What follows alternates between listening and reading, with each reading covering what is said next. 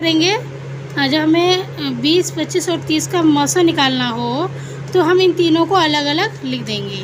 ठीक है, तो जैसे मैंने 20 का लिखा और अब इनकी क्या करूँगी, मैं अभाज्य गुणनखंड निकालूंगी। तो इसको मैं सबसे पहले मैं 2 से करूँगी। 2 एकम 2 0, फिर 2 पंजे 10 0, फिर 5 एकम 5। ठीक है, अब फिर मैं इसको इनके 2 से हम इसे नहीं कर सकते हैं, इसे मैं डायरेक्ट 5 से करूँगी। ठीक है, 5 25, 5 एकम 5। ठीक है, 5 5 25, 5 एकम 5। इसे देखिए, इसे मैं 2 से कर सकती हूँ। 2 एकम 2, 2 पंजे 10, फिर 3 पंजे 15 और 5 एकम 5। ठीक है, तो मैंने क्या किया, इन तीनों का मैंने क्या किया, अलग अलग अभाज्य गुणनखंड मैंने ये निकाल लिए। ठीक है, अब हम इन तीनों के जो अभाज्य गुणनखंड है वो हम लिख लेंगे। 30 का, 25 का और 20, 25 और 30 का मैंने क्या किया, अभाज्य गुणनखंड इन तीनों के मतलब मैंने अभाज्य गुणनखंड में लिख लूँगी। 2 गुणे 2 गुणे 5। ठीक है, फिर यहाँ पे 5 गुणे 5, फिर इसका क्या है 2 गुणे 3 गुणे 5। अब इन तीनों में जो कॉमन होगा बच्चा ये है, ये हम जो मैंने ये लिखा है ना, ये मैंने अभाज्य गुणनखंड लिख लिया, क्योंकि मुझे अब सार्वगुणज निकालना है। इनका मुझे क्या निकालना है, सार्वगुणज। ठीक है, सार्वगुणनखंड का गुणनखंड, सार्वगुणनखंड निकाला। तो सार्वगुणनखंड कैसे निकलेगा, जो इन तीनों में कॉमन होगा ना, जैसे ये 5 है, ये 5 है, ये 5 है, तो यहाँ 5 तीनों में ही क्या आ रहा है, 5 तीनों में ही कॉमन आ रहा है ना। 5 क्या आ रहा है, तीनों में ही कॉमन आ रहा है। और कुछ भी कॉमन आ रहा है,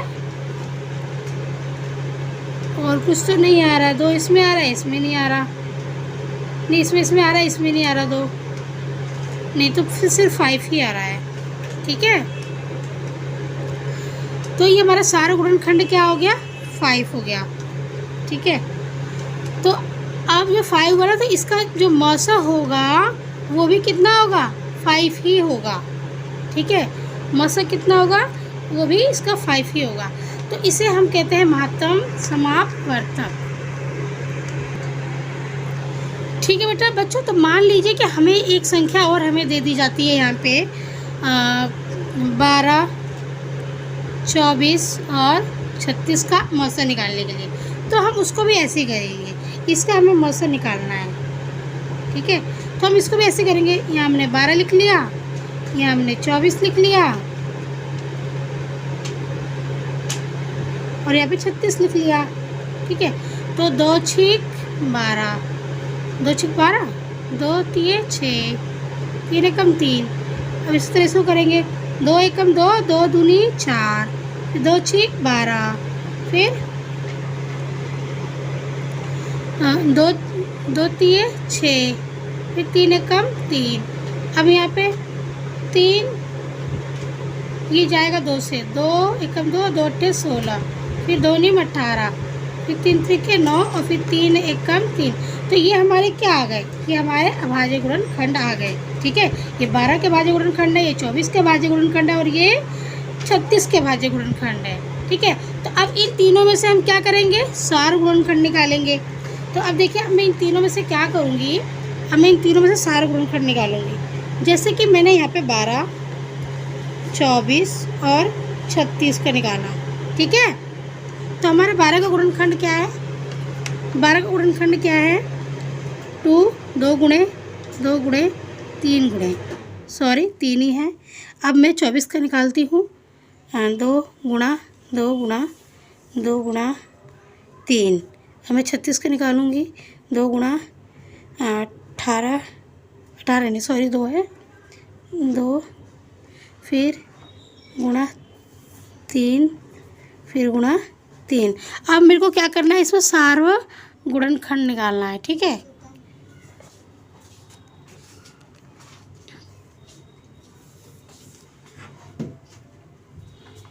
सार्वगुणनखंड निकालेंगे। अब हम तीनों में जो कॉमन होगा उसे हम ले लेंगे। वह 2 देखो बच्चों तीनों में ही कॉमन है, फिर 3 भी हमारा तीनों में ही कॉमन है। फिर 2 आ रहा है, 2 एक यहाँ पर भी है, एक यहाँ पर भी है, एक यहाँ पर भी है। तो हमारा क्या आ गया सारा गुणनखंड 2 गुणे 2 गुणे 3 कितना आ गया 2 दूनी 4, 4 तिये 12। हमारा सारा गुणनखंड कितना आ गया 12। तो हमारा इसका मस भी जो होगा वो 12 ही होगा। तो इसी तरीके से जैसे अब तो हमने अब तक निकाला मस, अब हम निकालेंगे लघुत्तम। अब हम क्या निकालेंगे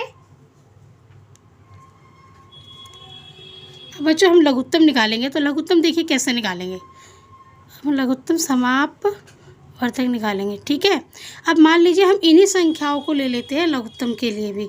जब हम महत्तम समापवर्तक निकालते हैं तो तीनों को अलग अलग लिखते हैं, और जब हम लघुत्तम निकालेंगे तो हम सबको क्या करेंगे एक साथ लिख लेंगे।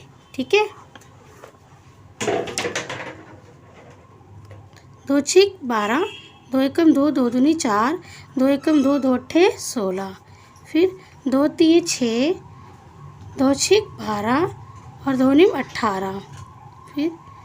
फिर 2 से कर लेंगे, 3 को ऐसे उतार लिया नहीं जाएगा, ये 2 तिये 6, 9 हमने ऐसे लिख लिया, ये नहीं जाएगा। फिर अब 3 से करेंगे, 3 एकम 3, 3 एकम 3, 3 त्रिके 9, फिर 3 से कर देंगे ये हम इसको। फिर अब इसके हम क्या करेंगे, इसके सारे गुणनखंड हम यहाँ पे लिख देंगे।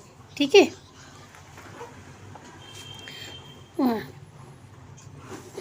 2 गुणा 2 गुणा 2 गुणा 3 गुणा 3। ठीक है बच्चों, अब मैंने सारे गुणनखंड इसके लिख दिए। अब हम सबको गुणा करते हैं, देखिए कितना आएगा। 2 दूनी 4, 4 दूनी 8, 8 त्रिके 8 का 8 16 त्रिके 24। अब 24 तिये कितना होता है आप ये देख लीजिए, 24 तिये होता है हमारा 3 चौक 12 का 2 हासिल 1, 3 दूनी 6 7, 24 तिये कितना होता है हमारा 72। तो इस दिन का हमारा लघुत्तम समापवर्तक कितना आया, हमारा 72 आया।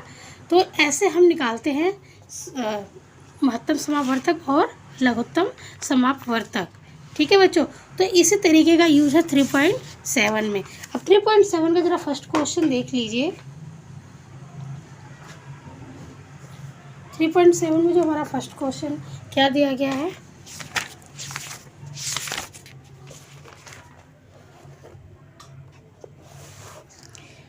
हमारा दिया गया है कि रेणु 75 किलोग्राम और 69 किलोग्राम भारों वाली 2 खाद की बोरियां खरीदती है। जो रेणु है वो वो खाद की बोरियां खरीदती है। भार के उस बट्टे का अधिकतम मान ज्ञात कीजिए। हमें क्या करना है, हमें बट्टे का अधिकतम मान ज्ञात कीजिए जो दोनों बोरियों के भारों को पूरा माप ले। हमें इसमें बच्चों क्या करना है कि बट्टे का भार हमें निकालना है जो दोनों बोरियों का भार माप कर सके। ठीक है बच्चों, तो देखिए इस क्वेश्चन को हम कैसे करेंगे। सबसे पहले हम लिखेंगे कि पहली खाद बोरी थी ना, तो पहली खाद बोरी का भार, ठीक है, कितना है। पहली खाद बोरी का भार जो है 75 किलोग्राम है, 75 किलोग्राम है। और दूसरी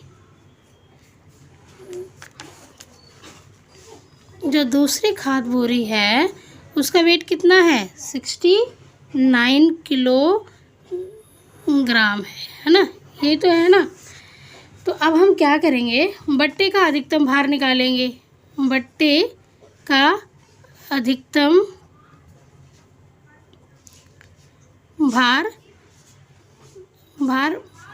मापने के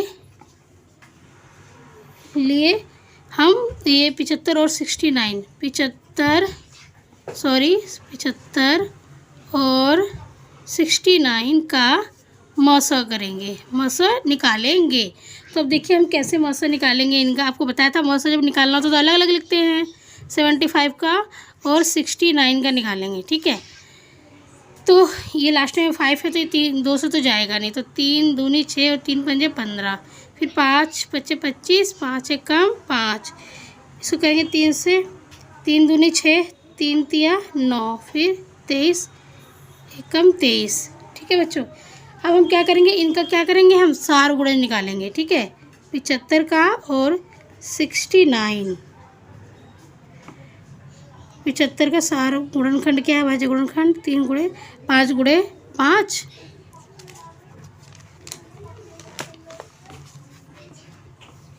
और 69 का कितना है, 3 गुणे 23, 3 गुणे 23। तो जो अब इन दोनों में कॉमन होगा हम उसे क्या करेंगे, सर्कल कर देंगे। ये इन दोनों में कॉमन क्या है, 3, 5 इसमें नहीं है, 23 इसमें नहीं है। तो हमारा जो यहाँ पे सार्वगुणज है क्या है, वो 3 है। ठीक है, तो जब 3 सार्वगुणज है तो हमारा जो मासा होगा ना वो भी 3 होगा। और जो बट्टे का वेट है दोनों बोरियों को मापने के लिए वो भी कितना होगा, 3 किलोग्राम का होगा।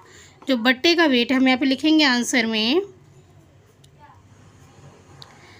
बट्टे का वजन कितना होगा, बट्टे का वजन 3 किलोग्राम का होगा।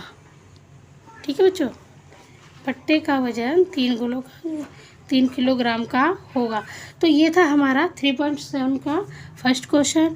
बच्चों अगर वीडियो आपको अच्छी लगी है तो प्लीज़ वीडियो को लाइक, सब्सक्राइब एंड शेयर कीजिए और बेल आइकन पर प्रेस कर लीजिए ताकि आपको जब भी कोई नई वीडियो अपलोड होती है तो आपके पास सबसे पहले इन्फॉर्मेशन पहुंच जाए।